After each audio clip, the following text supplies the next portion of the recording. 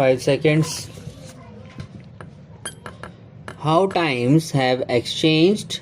The executive, which term in the present context means politicians in power, has the courage to tell the judiciary how to put its house in order by formulating a code of conduct for judges.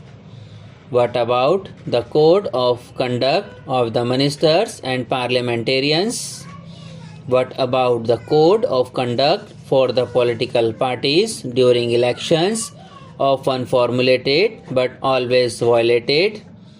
And what about the pervasive corruption in the executive? One would be inclined to tell the executive to practice honesty and uprightness before it preached, but one refrains from doing so because the sad face is that the judiciary has deteriorated beyond belief and one no more feels morally confident in defending the institution. Look at the waning public support for the judges and the judiciary. When 3 Supreme Court judges were superseded, there was strong public protest against the move, and there were lawyers, public men, and journalists prepared to stand up and be quoted.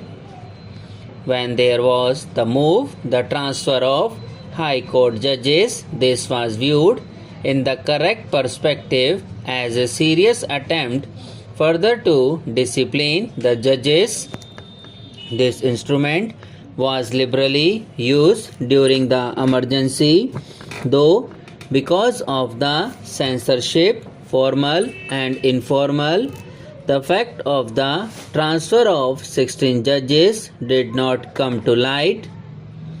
It was heartening to discover that there were brave judges in the High Court who were prepared to pay the price for their uprightness. The nation owes a debt of gratitude to them.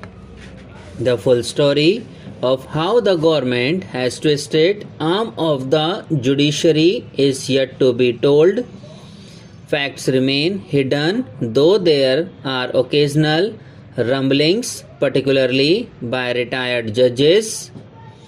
Mr. Justice Jagan Mohan Reddy has gone on record as saying that there was an attempt by the government to influence the Keshwanand Bharati judgment and that some judges were party to it. We all know how an attempt was made by the then Chief Justice to review the Keshwanand Bharati judgment by the large bench, but the move was hastily abandoned, perhaps because it needed majority in favor of the review was not in sight. And we all know what the Supreme Court did in the ADM Jabalpur case, in which it was held that even the citizens' right to life and liberty got suspended during the emergency. We all know that dissenting voice of Justice H.R. Khanna, which is a darkest period of Indian polity as such. And we all know what the Supreme Court did in the S.P. Gupta case, commonly known as the Judges case. The judiciary surrendered its final right of appointment to the executive. One of the unstarted reasons was that some of the judges constituting the bench had more faith in the executive than in their own Chief Justice. They critically talked in private about their judges, and the government not only gleefully grabbed what it was given on a platter, but started reducing consultation with the Chief Justice into a farce. There was wheeling and dealing or casual consultation on the telephone. Mr. Justice Venkat was not consulted about the elevation of Mr. Justice Ramaswamy, now in the news, to the Supreme Court. The point is simple. So long as the public was convinced that the judiciary was more sinned against at signing, at least the more upright people came to its defense. But when they found that the worst enemies of the judiciary were some of the judges themselves, they started losing moral fervor. Some of the retired judges did the rest. They spoke openly day in and day out about the fall in judicial standards and position. Honorable Chief Justice were persuaded that one way of cleansing the judiciary was to transfer about 80 High Court judges. A contempt case was moved against him in Mumbai that the judgment went in his favor. Then there is Mr. Justice Krishna Iyer, who has been speaking bluntly about his robed brethren and their various acts of omission and commission. The question of judicial accountability is a pertinent one. The Constitution put the higher judiciary on a pedestal. A High Court or Supreme Court judge cannot be punished for laziness or inefficiency or both.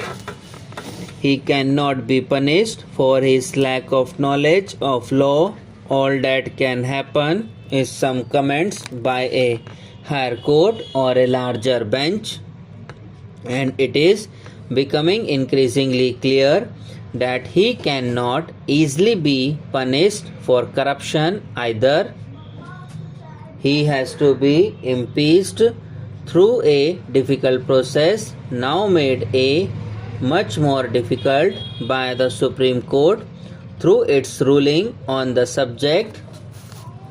It is in this background that the law minister's suggestion for a code of conduct for judges needs to be reviewed. The timing is perfect. Public sympathy for judges is virtually non-existent. Having rested all it wanted on matter of appointments and transfers, the executive is further trying to humiliate the judges by focusing public attention on their more soft sides, and the points chosen for the proposed code are empirically based. How times have changed the executive, which term in the present context means politicians in power has the courage to tell the judiciary how to put its house in order by formulating a code of conduct for judges. What about the code of conduct of the ministers and parliamentarians? What about the code of conduct for the political parties during elections, often formulated but always violated? And what about the pervasive corruption in the executive? One would be inclined to tell the executive to practice honesty and uprightness before it preached, but one refrains from doing so because the sad phase is that the judiciary has deteriorated beyond belief, and one no more feels morally confident in defending the institution. Look at the waning public support for the judges and the judiciary. When 3 Supreme Court judges were superseded, there was strong public protest against the move, and there were lawyers, public men, and journalists prepared to stand up and be courted. Subscribe now and press the bell icon. Never miss an update.